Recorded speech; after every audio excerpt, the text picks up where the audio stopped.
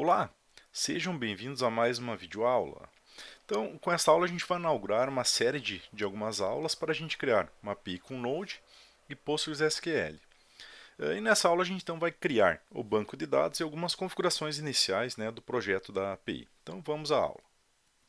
Então o primeiro passo, né, é a criação de um banco de dados, né, que daí a gente vai fazer a nossa API acessar esse banco de dados. Então, com o Postgres, eu vou acessar aqui Database e depois a opção Create e Database. E eu vou chamar então esse banco de dados de Shop Vídeo Aulas. Tá? E salvo. E daí nós vamos criar uma tabela produtos, que nossa API ela vai ter somente uma tabela, para a gente ver como é que funciona essa questão da criação com o Node. Então, seleciono o banco de dados e vou executar alguns comandos aqui para criar uma tabela. Tá? Então eu vou criar, tá, com uma tabela produtos, tá, que ela vai ter um código serial not null, né, para geração da chave, né, vai ter um nome, também uma descrição do produto, a sua quantidade em estoque, tá, o valor dele e a data de cadastro. Tá? Então eu vou criar essa tabela, ok? Então criou a tabela. E daí vou também inserir alguns dados nessa tabela. Fazer um insert into produtos, né? Vou inserir alguns dados que daí a gente já vai conseguir consultar. Então, se eu olhar o resultado disso aqui, select asterisco from produtos, tá? Estou consultando, né, os produtos que eu criei no banco de dados. Bem, após isso a gente já pode passar então para a criação da API em si. Tá? Então, basicamente a gente vai criar, tá, criar uma pasta, tá? Eu vou criar uma pasta com o nome, tá? eShop API. Tá? E daí vou abrir essa pasta com o Visual Studio Code. Né? Então posso clicar com o botão direito do mouse e abrir. Né? Se o meu sistema operacional não tiver essa opção, também posso vir abrir o VS Code e vir na opção abrir pasta. Tá? E daí dentro do VS Code, então eu vou abrir aqui um terminal para a gente executar alguns comandos. Tá? Então o primeiro comando a gente precisa criar então o arquivo package.json, que ele vai ter ali, né, alguns scripts que serão executados, né, e as bibliotecas que serão utilizadas também. Tá? Então eu vou executar, vou criar esse arquivo então, dentro da pasta, tem que perceber se eu estou na pasta mesmo, e vou executar o comando npm init "-y". Tá? Com esse comando, então, ele cria esse arquivo package.json. Tá? Após a criação deste arquivo, então nós precisamos adicionar, né, as bibliotecas que eu vou ter que utilizar, né, para a minha API funcionar.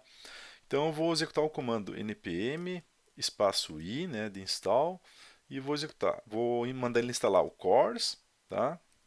O Express e o PG. Tá? Então o CORS ele vai permitir a comunicação da minha API, né, que, digamos, outros endereços IP fora da minha rede acessem a API sem problemas. Né? O Express vai poder permitir criação da API e o PG, né, para a gente fazer a comunicação com o Postgres. Tá? Então eu instalo esses pacotes. Tá? No momento que esses pacotes são instalados, eles são configurados como dependências aqui. Ok? Muito bem. Após isso, eu preciso também instalar alguns pacotes um pacote que eu vou utilizar para desenvolvimento, então que eu vou levantar a API e quando eu salvo ele recarrega a API, e esse pacote é o NodeMoon, que eu vou instalar com o comando npm espaço i menos d, né, de desenvolvimento, e eu instalo o pacote NodeMoon. Ele também vai aparecer aqui como dev dependencies.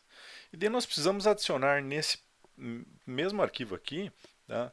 Aqui no elemento scripts, então eu vou colocar aqui um script que vai ser o script start, tá? Que daí esse aqui vai ser o start normal da aplicação, né? Eu vou mandar executar então o comando node index.js, que é o arquivo que nós vamos criar em sequência, e também vou colocar um comando start dev, que esse aqui é o que a gente vai usar para startar a API quando a gente estiver desenvolvendo. Né? Então esse aqui eu vou criar, executar o comando node-moon, tá?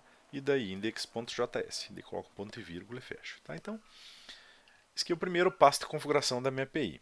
Após isso, então, a gente tem que criar esse arquivo index.js para colocar os comandos iniciais da minha API. Tá? Então eu vou selecionar aqui a opção de criar um novo arquivo, vou criar então um index.js e vamos começar, né, a nossa API. Bem, então o que que a gente precisa fazer? A primeira coisa eu vou precisar, tá? Eu vou carregar a biblioteca, né, o Framework Express, né, com o comando require, né, e daí ele vai aparecer aqui o Express. Beleza? Então esse aqui é o primeiro biblioteca que eu carrego, tá? E também vou carregar o course, tá? Também com o mesmo comando require, né, o course. Após, então, vou iniciar uma aplicação do Express. Vou criar uma constante app que ele recebe então o Express, né, e abre e fecha parênteses, né, que isso quer dizer que ele inicializa uma aplicação Express. E daí a gente vai configurar alguns parâmetros, tá, que o Express precisa utilizar. Então vou chamar aqui app.use e vou mandar ele usar express.json, né? Isso aqui vai permitir então que a gente possa passar para a nossa API, né, objetos no formato JSON. Isso aqui também eu vou utilizar app.use, tá? E o Express, daí a opção URL encoded, e daí aqui eu vou marcar a opção extended dois pontos false, então em relação, isso aqui é uma configuração em relação, né, aos objetos, né, mais complexos, né, que eu não vou permitir, digamos, objetos aninhados dentro de um atributo de um JSON, tá? Isso aqui é uma recomendação do próprio Express. E também vou mandar ele utilizar aqui, ó, app.use, tá? Course. Tá? Então isso aqui vai permitir, por exemplo, tá? Quando eu estou executando, né, o acesso vai ser pelo localhost, tá? Mas, por exemplo, quando colocar em produção, tá? Eu vou ter que, por exemplo, o meu computador acesse aqui, digamos, um servidor lá que está remotamente.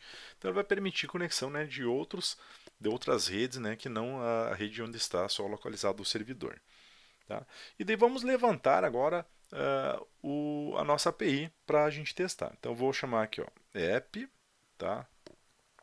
.listen, e daí eu vou colocar uma expressão aqui, ó, proxies.env.port. Então ele vai levantar na porta.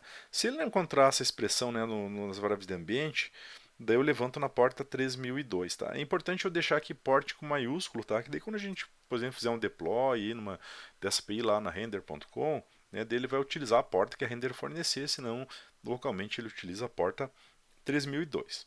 E daí eu vou abrir aqui a execução de um método, tá? Que daí eu só vou fazer um console.log, tá? E vou escrever, né, servidor da API rodando, servidor da API rodando, né? Porque depois quando estiver rodando lá em outro local, não vai ser na porta 3002, certo? Então a gente salva esse arquivo aqui e daí eu vou executar o comando npm run start dev, tá? Então ele rodou minha API e está tudo ok. Bem, então a princípio com isso aqui a gente consegue perceber que as configurações que nós fizemos estão funcionando, tá? E daí na próxima aula a gente então vai criar o primeiro método para acessar o banco de dados e fazer uma consulta nas nossas tabelas, tá, pessoal? Obrigado pela atenção e até a próxima aula.